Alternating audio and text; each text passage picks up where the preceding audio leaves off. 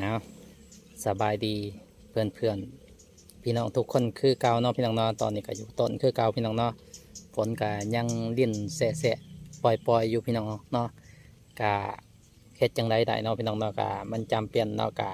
ต้องระวังอ่าบกบืนจักหน้อยช่วงนี้เนาะพี่น้องเนาะขึ้นมาเต่าลูกเรียนพี่น้องเอ้ยอ่าโดนก่อนนำมันก็ใหญ่พอสมควรเลยพี่น้องเอ้ยไล่เต่าเอาอ่าอืมโอนโอ้จำหัวเลยพี่น้องเอ้ยอ้าวกะมีซ้ำนี่แหละพี่น้องเนาะให้มึงลูกทุเรียนอ่าหมอนทองพี่น้องอ่าเวลาสุกนี่พาใส่ตู้เย็นนี่แช่ไว้นี่โอ้ยสุดยอดพี่น้องกินได้ทุกวันอ้าวโอเคพี่น้อง